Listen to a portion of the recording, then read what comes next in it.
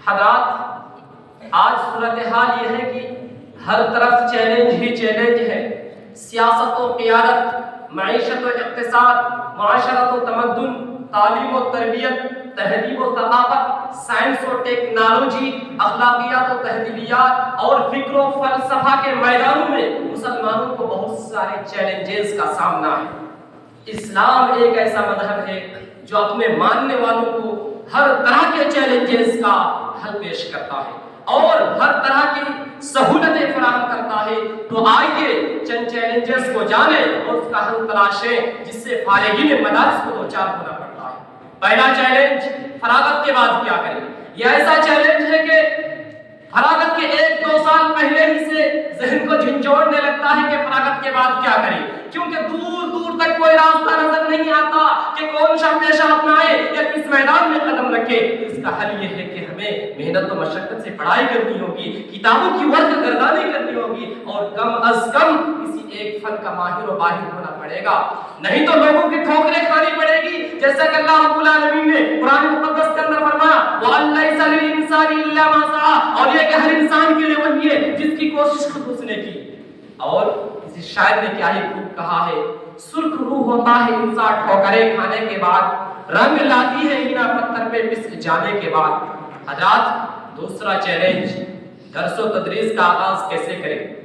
یہ ایسا چیلنج ہے کہ جب ہم فراغت کے بعد سند حاصل کر چکے ہوتے ہیں، جس بات کی بیان ثبوت ہوتی ہے کہ اب آپ درس و تدریس کی اہلیت و صلاحیت آپ کے اندر آ چکی ہے، لیکن ہماری حالت یہ ہے کہ ہمارے اندر وہ ملکہ نہیں ہوتا جس کی بدولت مسند تدریس پر براجمان ہو سکے۔ اس کا حل یہ ہے کہ ہمیں کتابی کیڑا ہونا پڑے گا، مطالعہ کی عادت ڈالنی پڑے گی، تب جا کر صلاحیت میں نکھار پیدا ہوگا۔ نبی صلی اللہ علیہ وسلم کا فرمان ہے وَإِنَّمَا الْعِلْمُ بِالتَّعَلُّمِ، علم پڑھنے اور لکھنے ہی سے حاصل ہوتا ہے۔ حضرات، اس لیے ہمیں تن من دھن سے پڑھنا پڑے گا، اور کسی کا کہنا ہے العلم بخیل لا یؤتیک بعدہ حتی تؤتیہ کلک، علم ایسا کنجوس ہوتا ہے کہ وہ اپنے سے آپ کو کچھ نہیں دے گا جب تک کہ آپ اسے سب کچھ نہیں دیں گے۔ حضرات، تیسرا چیلنج، میڈیا کا چیلنج۔ وقت کا سب سے بڑا چیلنج میڈیا کا چیلنج ہے،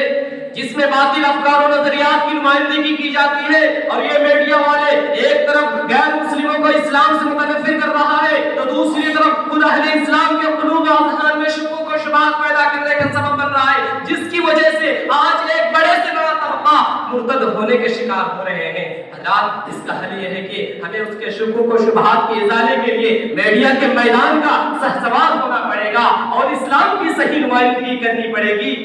اور اگر کہیں ایمان کش اور زہریلے پروگرام پیش کیے جاتے ہیں تو اس کے مقابلے میں ہمیں ایمان افروز واقعات مرتب کر کے منظر عام پر لانی ہوگی، اور اگر کہیں حیا سوزی کا کام ہو رہا ہے تو ہمیں عفت و عصمت کے نادر وہ نمونے پیش کرنے ہوں گے کہ دنیا دنگ رہ جائے۔ یقیناً میڈیا کو انسانی زندگی سے دور نہیں کیا جا سکتا، مگر اس میں صحیح خبریں نشر کر کے یقیناً انسانی زندگی کو پرسکون بنانے کا کام ضرور کیا جا سکتا ہے۔ اللہ رب العالمین کا فرمان ہے الیس منکم رجل رشید، ہے تم میں کوئی مرد مجاہد جو اس فکری اللہ کا مقابلہ کرنے کے لیے تیار ہو جائے، کیونکہ زمانے کو اس کی آمد کا شدت سے انتظار ہے۔ حضرات، چوتھا چیلنج، معاشرے اقتصاد کا مسئلہ۔ اللہ رب العالمین قرآن مقدس کے اندر واضح طور پر بیان کر دیا ہے کہ زمین پر بسنے والے، رینگنے والے ہر ذی روح کا رزق ہماری ذمہ ہے۔ وَمَا مِن دَابَّةٍ فِي الْأَرْضِ إِلَّا عَلَى اللَّهِ رِزْقُهَا، تو کیوں ہم فکر کریں، جتنا مقدر میں لکھا ہے مل کر رہے گا، لیکن جب سے علم کو معاش سے جوڑا گیا ہے تب سے طالب علم کا علم حاصل کرنا رضائے الہی کے بجائے حصول رزق ہو گیا ہے۔ اور جب ایک طالب علم فراغت کے دہلیز پر ہوتا ہے تو ان کو اپنے علم کی اشاعت و تبلیغ سے زیادہ یہ فکر لائق ہوتی ہے کہ وہ کیسے رزق حاصل کرے، اس میدان میں چل کر زیادہ سے زیادہ روزی حاصل کرے۔ حضرات، اس لیے ہمیں اس کی فکر نہیں کرنی ہوگی، کیونکہ نبی صلی اللہ علیہ وسلم نے فرمایا لا توکلتم علی اللہ حتی توکلہ لرزقکم کما ترزق الطیر تغدو خماصا وتروح بطانا، اخرجہ الترمذی وصححہ الالبانی۔ اگر تم اللہ پر اس طرح بھروسہ کرو گے جیسا کہ اس پر بھروسہ کرنے کا حق ہے، اللہ رب العالمین تمہیں اس طرح رزق دے گا جیسا کہ وہ پرندوں کو دیتا ہے کہ وہ صبح کو خالی پیٹ نکلتا ہے اور شام کو اسے ہم سے لوٹاتا ہے۔ حضرات، اس لیے ہمیں اس کی فکر نہیں چاہیے، لیکن اگر حلال طریقے سے حاصل ہو تو کوئی حد نہیں، کیونکہ اگر آپ عالم دین ہونے کے ساتھ ساتھ مالدار بھی ہیں تو نور علی نور ہے، جس کی بدولت آپ دعوت اسلام کا کام زیادہ کر سکیں گے، اور کیا ہے اس کا اثر بھی ہوگا۔ حضرات، پانچواں چیلنج مسئلہ کی عصبیت۔ یہ ایسا چیلنج ہے کہ ہم ایک دوسرے کو مسئلہ کی تانا زنی کہتے رہتے ہیں اور برا بھلا کہتے رہتے ہیں، جس کی وجہ سے آج ہم تیر کے نشانے پر ہیں اور اس آیت کو بھلا بیٹھے ہیں، وَاعْتَصِمُوا بِحَبْلِ اللَّهِ جَمِيعًا، جس کی وجہ سے آج ہمارا پر ضروری ہے کہ تمام مسئلہ کی عصبیت کو ختم کر کے تمام لوگوں کو ایک پلیٹ ٹاپ پر جمع کرنا ہوگا۔ شاعر کہتا ہے ایک ہو جائے تو بن سکتے ہیں خورشید مبیں، ورنہ ان بکھرے ہوئے تاروں سے کیا کام بنے۔ حضرات، اور ایک چیلنج ہے،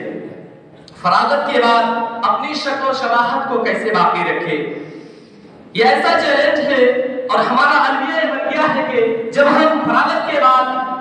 مدارس و جامعات سے فراغت کے بعد